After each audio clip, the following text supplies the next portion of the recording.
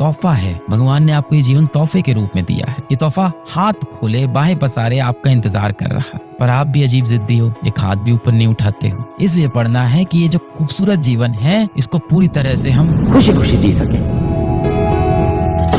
भगवान श्री कृष्ण ने भी अर्जुन को यही बोला था। महाभारत के समय भगवान श्री कृष्ण ने अर्जुन को यही बोला था कि हे अर्जुन, जिन लोगों को तू समझ रहा है कि तेरे मृत्यु के बाद ये जी नहीं पाएंगे, ये हाँ तेरे मृत्यु के बाद ये रोएंगे, दुखी रहेंगे, पर कुछ समय पश्चात ये तुझको भी भूल जाएंगे। ऐसी ही मेरी माया है, दुनिया की माया ऐसे ही। तो आपके लिए अच्छा होगा कि ऐसे लोगों से अब आप पीछा छुड़ा लो जी।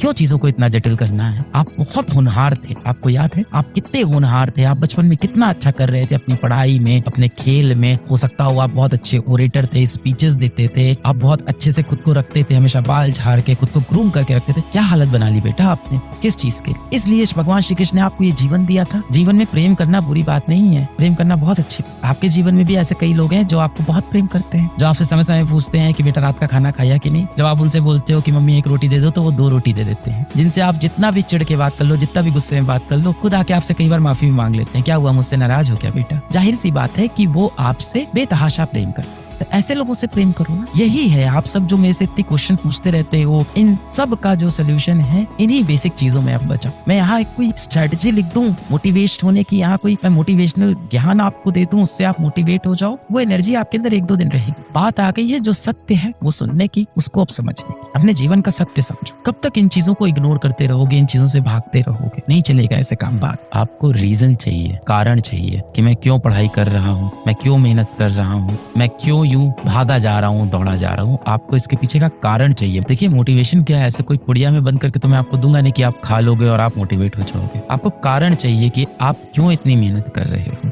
आप क्यों यूं तेजी से दौड़े जा रहे हो। और वो कारण ये है बेटा कि ऊपर वाले ने आपको सबसे खूबसूरत चीज बनाई है, जो है इंसान। आपको इंसान बनने का मौका मिला है, मनुष्य बन के आप पैदा हुए। आने वाला जीवन बेहद खूबसूरत होने वाला है, बेहद खूबसूरत होने वाला है। मेरी बात समझो, बिल्कुल टेंशन मत लो। आप ही से बोल रहा हूँ, तुम ही से बोल रहा हूँ, टेंशन मत लो। आप हो जाएगा सिलेक्शन, डेफिनेटली हो जाएगा, डेफिनेटली हो जाएगा। तुम्हारे लिए ही वो सीट रखी हुई है। सवाल सिर्फ इतना है, क्या तुम उस सीट के काबिल हो? अगर तुम उस सीट के काबिल हो तो वहां तक तुम पहुंच जाओ। नहीं भी मिली वो सीट तो परेशान मत होना। ये जीवन बहुत खूबसूरत है। ये जीवन ऊपर वाले का आपके लिए एक तोहफा है। भगवान ने आपको ये जीवन तोहफे के रूप में दिया है। ये तोहफा हाथ खोले बाहें पसारे आपका इंतजार कर रहा है, पर आप भी अजीब जिद्दी हो, एक हाथ भी ऊपर नहीं उठाते हो। तो आपको हाथ अपनी तरफ से ऊपर उठाना। किस लिए पढ़ूं सर? पढ़ लिख के बड़ा आदमी बनना है, मेहनत करना है, जीवन बहुत कठोर है, दुनिया में बहुत कंपटीशन है, मुझे लड़ना है, भिड़ना है, मुझे कुछ करके दिखाना है, वरना मैं गरीब मर जाऊंगा, वरना मुझे भीख मांगनी पड़ेगी, मेरा जीवन खराब हो जाएगा। नहीं भाई, इसलिए नहीं पढ़ना। इसलिए पढ़ना है कि इस जीवन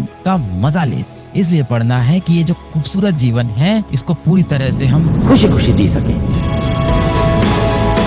खूबसूरत है वो लक्ष्य, बाहें खोल के आपका इंतजार कर रहा है। आपको सिर्फ हाथ बढ़ाना है। इतने काबिल बनो कि आपको किसी की आस ना रहे। बस जिंदगी में इतनी मेहनत करो कि आपके भविष्य में कोई काश